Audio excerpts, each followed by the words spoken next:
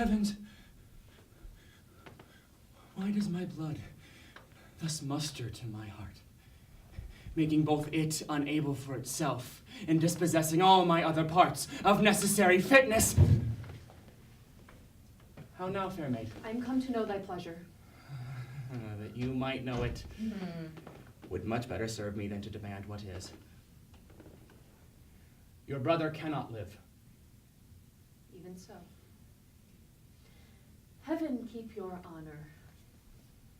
Yet he might live a while. And it may be as long as you or I. But he must die. Under your sentence? Yea.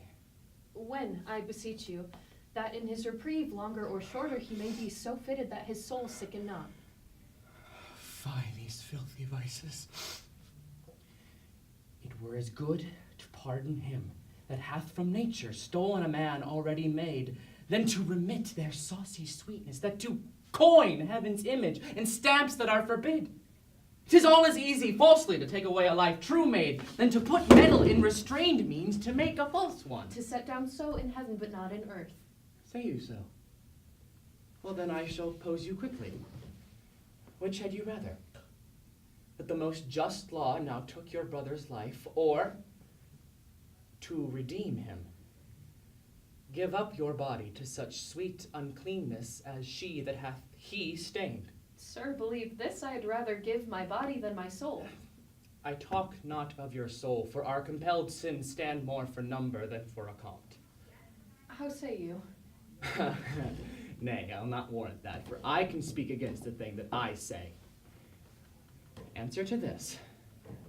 I, now the voice of the recorded law, have pronounced a sentence on your brother's life. Might there not be a charity in sin to save that brother's life? Please you to do it. I'll take it as a peril to my soul. It is no sin at all, but charity. That pleased you to do it at peril of your soul were equal poise of sin and charity. That I do beg his life, if that be sin, heaven let me bear it. You granting of my suit, if that be sin, I'll make it my morn prayer to have it added to the faults of mine and nothing of your answer. Nay, but hear me. Your sense pursues not mine. Either you are ignorant or seem so craftily. And that's not good. Let me be ignorant and in nothing good, but graciously to know I am no better. Thus, wisdom wishes to appear most bright when it doth tax itself. But mark me. To be received plain, I'll speak more gross. Your brother is to die. So. And his offense is such as it appears accountant to the law upon that pain. True. Admit that there is no other way to save your brother's life, but that you, his sister, finding yourself desired of such a person, whose credit with the judge or own great place could fetch your brother from the manacles of the all-binding law, and that there be no other earthly means to save him, but that you give up the treasures of thy body to this supposed, or else to let him suffer, what would you do? As much for my poor brother as myself. That is, were I under the terms of death, the impression of keen whips I'd wear as rubies, and strip myself to death as to a bed that longing have been sick for, ere I yield my body up to shame. Then must your brother die? And toward the cheaper way. Better it were a brother died at once, than that a sister by redeeming him should die forever. Were not you, then, as cruel as the sentence that you have slandered so? Ignominy in ransom and free pardon are of two houses. Lawful mercy is nothing kin to foul redemption. You seemed of late to make the law a tyrant, and rather prove the slighting of your brother a merriment than a vice. Pardon me, my lord, it oft falls out. To have what we would have, we speak not what we mean. I something do excuse the thing I hate for his advantage that I dearly love. We are all frail. Else let my brother die. If not a fettery, then only he owe and succeed thy weakness. Nay, women are frail too.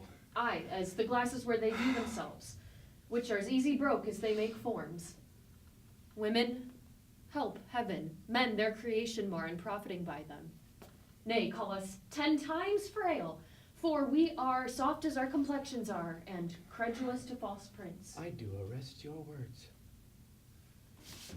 Be that you are. That is, a woman. If you be more, then you are none. If you be one as you are well expressed by all external warrants, be one now, by putting on the destined livery. I have no tongue but one. Gentle, my lord, let me entreat you speak the former language. Plainly conceive, I love you. My brother did love Juliet, and you tell me he shall die for He it. shall not, Isabel, if you give me love. Oh, I know your virtue hath the license in you, which seems a little fouler than it is to pluck on others. By mine honor, my words express Oh, my purpose. Little honor to be much believed, and most pernicious purpose. Seeming, I will proclaim thee, Angelo, look for it. Sign me a present pardon for my brother, or with an outstretched throat I'll tell the world aloud what man thou art. Who would believe thee, Isabel? My unsoiled name, the austereness of my life, my vouch against yours, and my place in the state, will sow your accusation over way that you shall stifle in your own report and smell of calumny.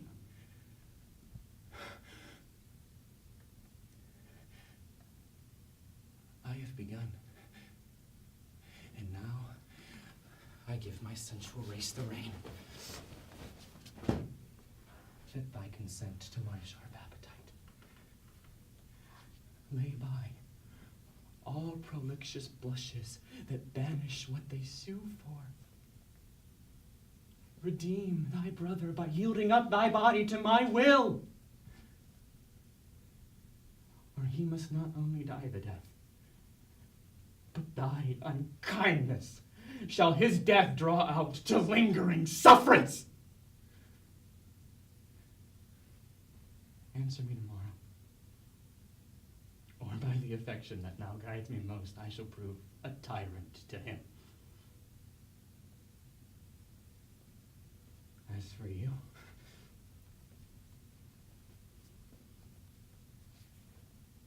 say what you can. My false or ways your true.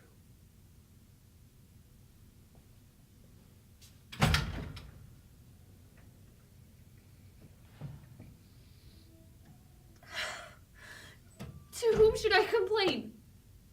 Did I tell this, who would believe me? Oh, perilous mouths, that bear in them one and the self-same tongue, either of condemnation or approve, bidding the law make curtsy to their will, hooking both right and wrong to the appetite to follow as it draws. All to my brother. Though he hath fallen by prompter of the blood, yet he hath in him such a mind of honor, that had he 20 heads to tender down on 20 bloody blocks, he'd yield them up before his sister, should her body stoop to such abhorred pollution. Then Isabel live chaste, and brother die. More than our brother is our chastity. I'll tell him yet of Angelo's request, and fit his mind to death for his soul's rest.